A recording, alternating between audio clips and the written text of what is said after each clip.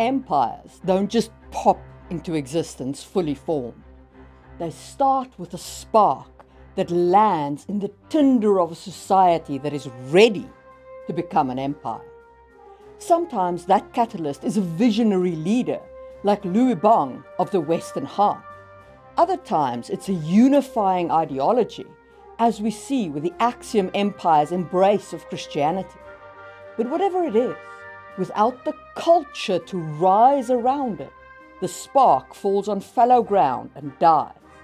So if you want an empire in your world, there's two things you need to start: the muscular culture and the catalyst that causes expansion. Welcome to episode 2 of Just in Time World Building's Fantastical Empires.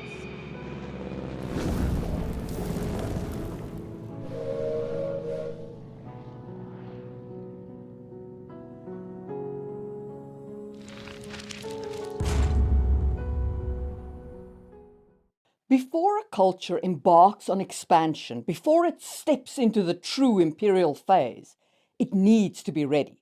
A culture must possess certain traits that make it ripe for becoming an empire. Without these traits, it does not matter what kind of leader rises or what new technology emerges, the culture simply won't come to the party to form an empire. Remember, an empire expands. For that to happen, the people within the core culture of empire, the imperial culture, must be ready for expansion. Without this readiness, no spark or catalyst can transform the culture into an empire. So let's talk about the 5 traits that a culture needs before it can step onto the imperial stage.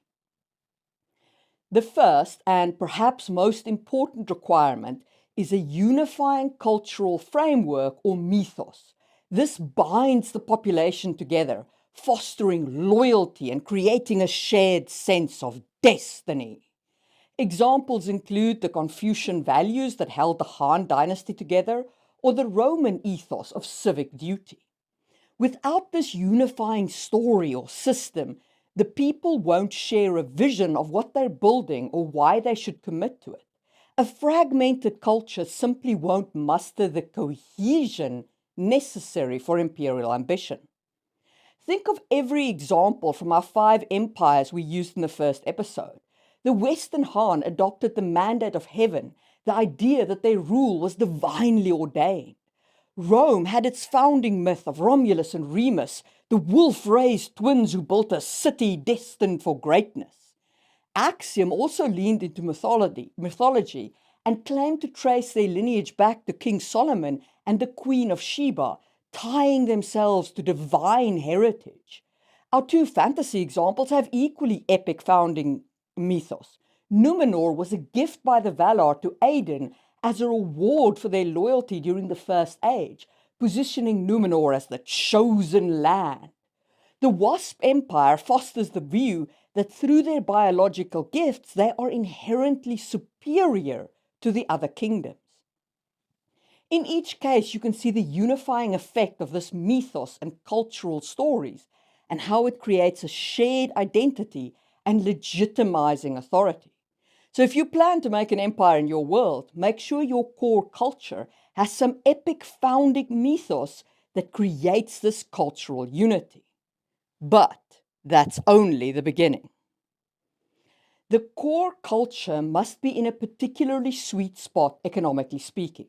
On the one hand, they need enough resources to outfit and sustain an army. On the other, there must be some economic pressure pushing them towards expansion. If a society is too comfortable, fat, happy, and content, they won't feel the drive to expand. But if they're too impoverished, they won't have the means to create or maintain an empire. So examples of cultures hovering on this fine tipping point are a population explosion, which strains existing resources, creating pressure to acquire new territory. Or the culture might be rich in one type of resource, but lack another critical one, necessitating expansion to trade or conquer what they need, the way that Axiom's Red Sea trade routes required. This balance of surplus and scarcity creates the conditions for imperial growth. Imperial cultures are often innovators. Whether it's technological breakthroughs, new administrative systems, or superior military strategies, innovation provides a critical edge over their rivals. Take the Han Dynasty, for example. Their irrigation system increased their agricultural output, enabling them to support a larger population and military. Or consider Adrian Tchaikovsky's Wasp Empire in Shadows of the Alps, where the wasp's unique biological ability to fire energy bolts gave them a natural advantage in warfare. These innovations don't just make a culture more powerful, they reflect the kind of ambitious, dynamic society that fosters imperialism. A culture that's stagnant or resistant to change or inward looking and isolationist is unlikely to rise as an empire. External pressures or opportunities often drive expansion. These can be threats, such as the Xiongnu raids that spurred the Han to secure their borders, or they can be opportunities, like lucrative trade routes that tempt a society into conquest for profit. Expansion can provide protection, wealth, or survival, but it's often initiated by some external factor. Think of Numenor's colonial expansion in The Silmarillion and Unfinished Tales. Their seafaring dominance wasn't just about exploration, it was driven by a desire to control the resources and assert power over Middle-earth. Finally, a culture needs to be on the rise and have leadership with a vision to match. We'll get to the leadership part in just a minute, but first I want to talk briefly about what a society on the rise looks like. For the purpose of this discussion, I'm going to turn to Chipola's model of human stupidity. Chipola identifies 4 kinds of people. The helpless. These individuals harm themselves through their own decisions, but provide economic benefit to others. In other words, their actions help society at their own expense. The bandits. These people harm others to benefit themselves. Their actions accrue personal gain at the expense of society. The intelligent. These individuals create benefit both for themselves and others, thereby raising the overall prosperity of society. And finally, the stupid. These people harm others while either harming themselves or, at best, in terms of no personal gain. Their actions provide no net benefit and often drag society down. According to Chipola's model, the proportion of intelligent and stupid people in a society remains stable over time, regardless of the society's state. Stupid people are always present, and their numbers do not fluctuate significantly. Importantly, stupidity in this model is not the same as being uneducated or lacking intellect. A highly educated person, or even someone with genius-level intelligence, can still act in ways that qualify as stupid under this framework. Stupidity here refers to behaviors that harm others with little or no corresponding benefit to the individual. A society rises when its helpless people and bandits tend towards intelligence. So bandits should minimize the harm they inflict while maximizing their gain. For example, instead of committing extreme actions like unaliving someone for a wallet, an unequal and destructive exchange, a smart bandit might engage in actions that yield higher personal gain with lesser harm, such as stealing a car with minimal damage caused. At the very least, bandits should strive for a 1-to-1 harm to benefit ratio, thus making banditry a zero-sum game for society. And helpless people should avoid significant self-sacrifice for minimal societal benefit. For instance, sacrificing oneself to ensure another person eats for 1 day is not sustainable. However, if a helpless person sacrifices in a way that secures a large benefit, such as, for example, 10 people survive for 10 years for their sacrifice, this can be considered a worthwhile contribution. For a society to be on the rise, both helpless people and bandits need to act in a way that pushes society forward, creating a foundation for growth. And that will create your healthy, rising society that is the first part of the kind of society you need for empire to form. However, a society on the rise is not enough. The elite of the society must also possess a vision for empire, a plan and ambition that transforms a thriving society into one capable of expansion and dominion. This elite group then leverages existing tensions or aspirations to mobilize the population. Now, this is where the idea of a single transformative leader, what historians call the great man of history theory, comes into play. Figures like Louis Bang of the Han Dynasty are often credited as the founders of empires. But in reality, these leaders are usually symptoms of their societies, not the sole cause of their rise. Let's dive into that idea for a moment. History loves to celebrate figures like Alexander the Great, Napoleon, or Julius Caesar as singular forces that shape their era. But the truth is more nuanced. These individuals didn't act in a vacuum. They arose in societies already primed for change. If it hadn't been Caesar, it might have been somebody else. Marco, for instance, and then maybe we'd call an emperor a Markon instead of a Kaiser. Of course, these leaders had an impact, but without the support of their culture, their achievements would have amounted to little more than speeches and unfulfilled ambitions. An imperial leader is a catalyst, not the sole cause. They need a society ready to embrace their vision. Now, fantasy plays by slightly different rules. A singular powerful figure like a Sauron or a god king or a wizard of unimaginable power can unilaterally create an empire. Their sheer magical might allows them to bypass cultural readiness that we see in history. But even in fantasy, this introduces an entirely different set of themes. Is it good for one person to wield that much power? Should a culture be forced into empire by the will of one being? These are fascinating questions to explore in your storytelling.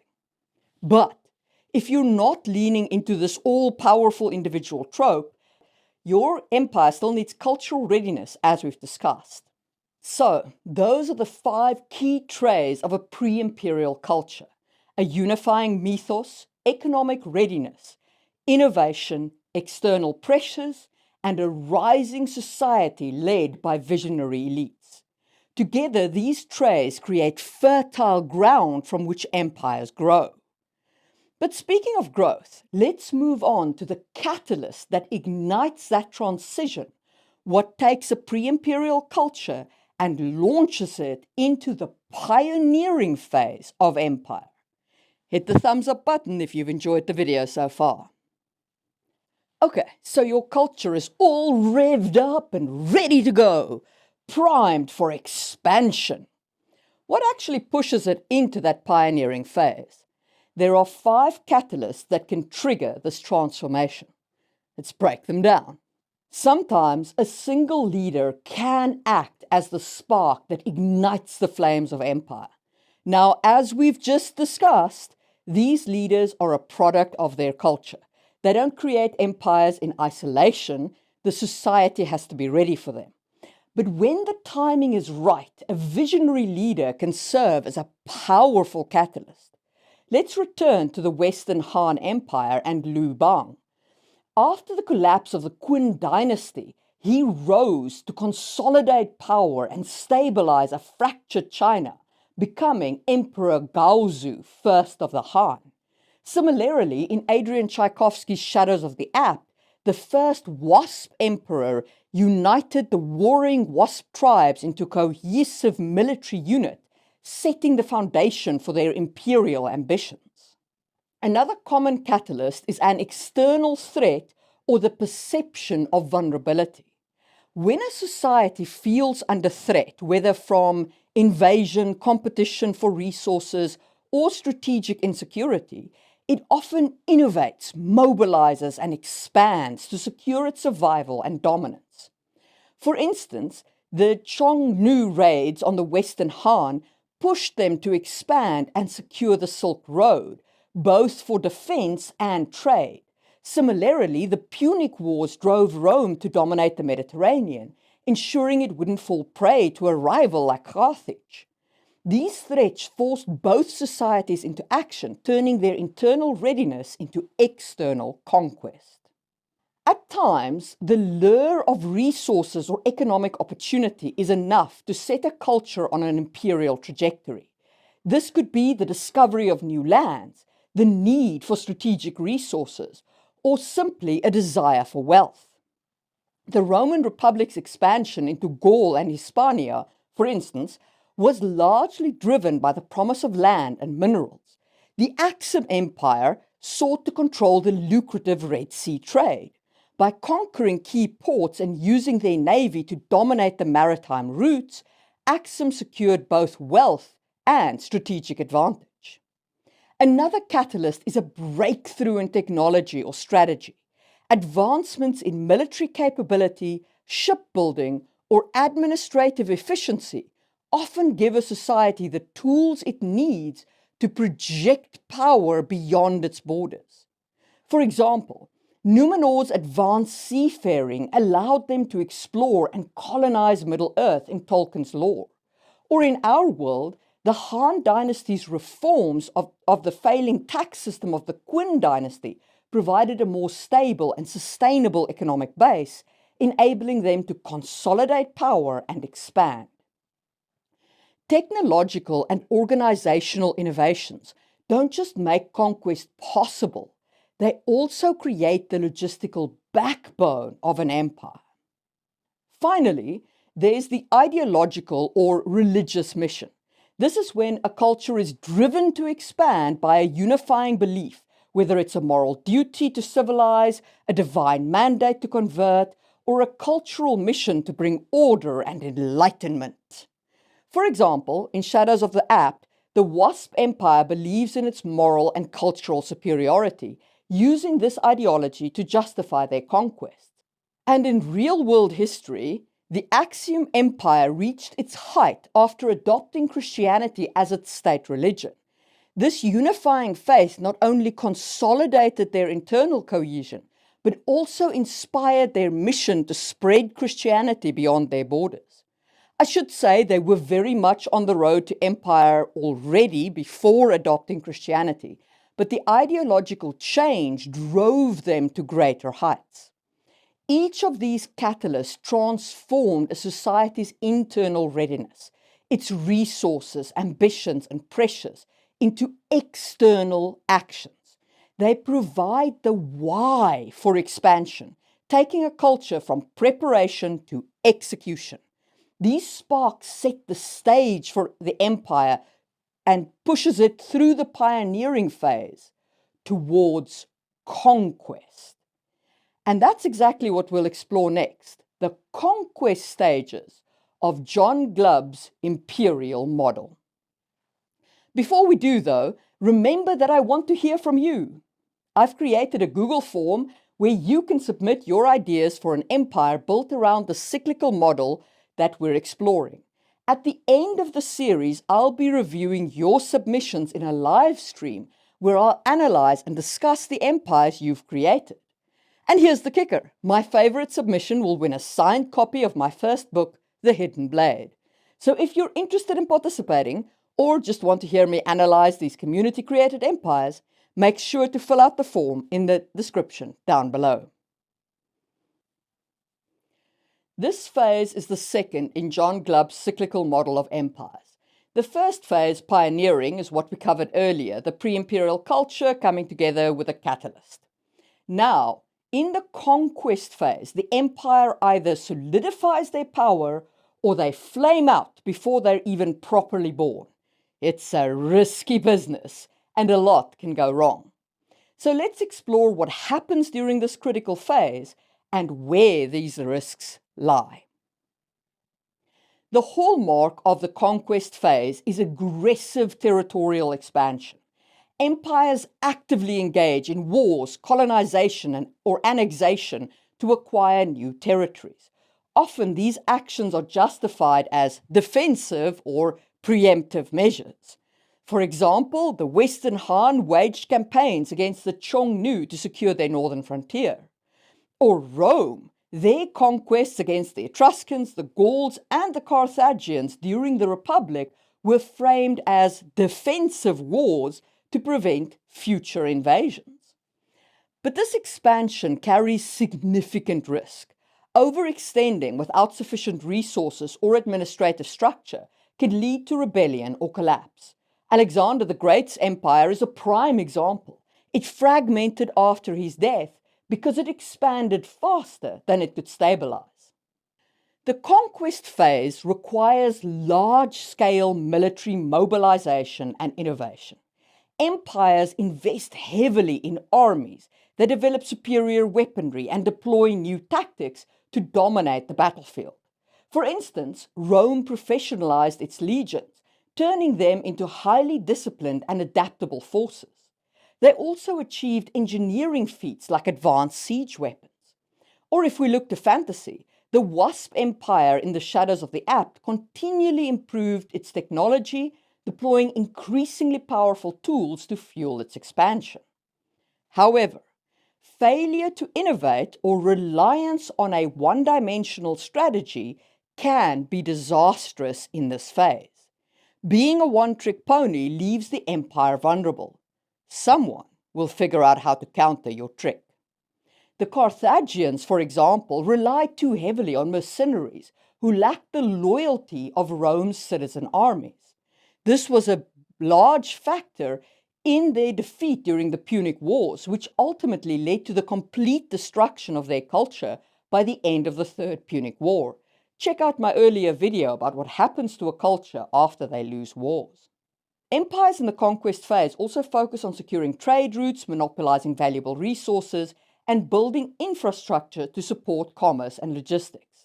The Han Empire's control of the Silk Road turned them into a central hub for trade. Rome's vast networks of roads facilitated economic integration and military movement. In fantasy, Numenor's dominance of maritime trade with Middle-earth during its exploratory phase provided the economic backbone for its imperial ambitions. But overdependence on fragile trade networks or resource extraction can leave an empire vulnerable to economic shocks. A sudden loss of trade or resources can derail an empire before it even reaches its golden age.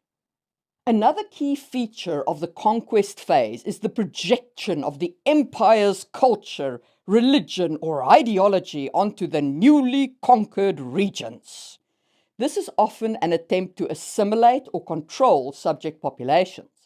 And all empires do this. Do not kid yourself, it's absolutely a trait of empire. Consider, the Western Han promoted Confucianism as a unifying ideology.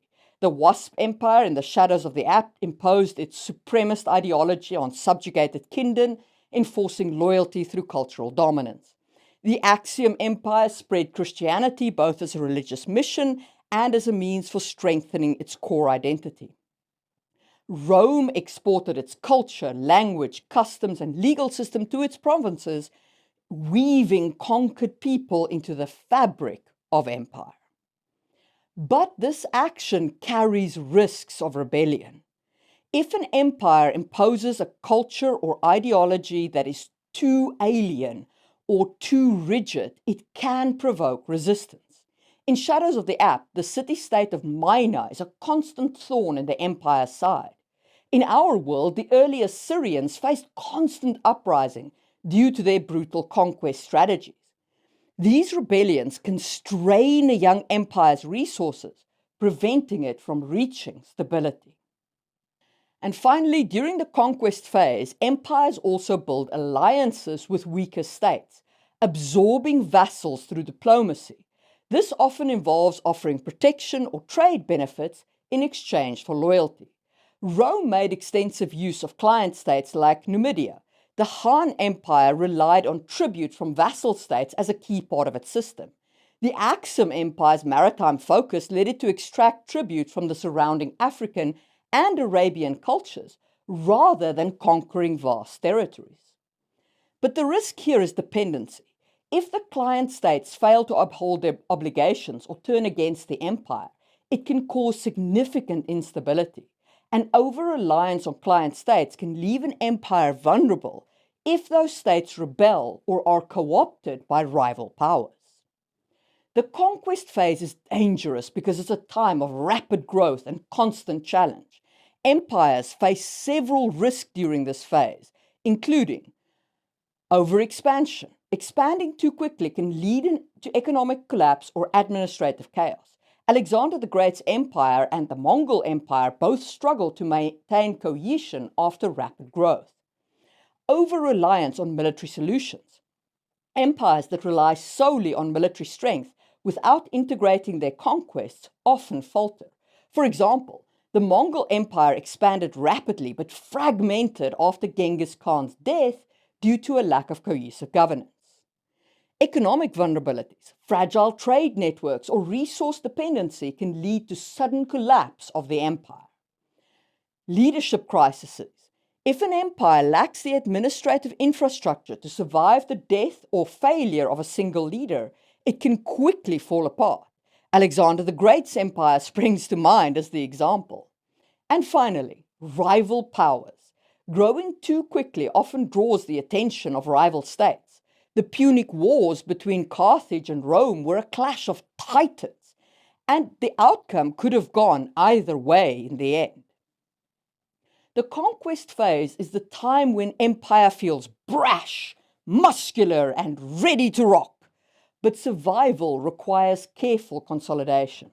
If you want your empire to live through this phase, avoid overexpansion, balance military power with strong governance, integrate conquered populations effectively. And if you do those three things, you'll succeed. But remember, for every Rome or Han dynasty that overcame these challenges, there are countless others that collapsed before reaching their golden age. The conquest phase is both the most thrilling and the most perilous stage of an empire's rise. Will your empire make it through? Or is your world littered with the flamed out husks of would-be empires? Let me know in the comments. And that was the pioneering and conquest phases of empires. Next episode, we'll talk about the glories of the imperial golden age and what an empire looks like in this phase, and the warning signs of decline they might miss. If you're keen for that, hit the thumbs up and subscribe button so you don't miss the next episode in my world building series. Also, don't forget to join my quarterly newsletter for exclusive insights, giveaways, and behind-the-scenes content. Subscribers will have opportunities to submit questions that can be featured in our series and in the newsletters. The link is in the description, so sign up today and don't miss out.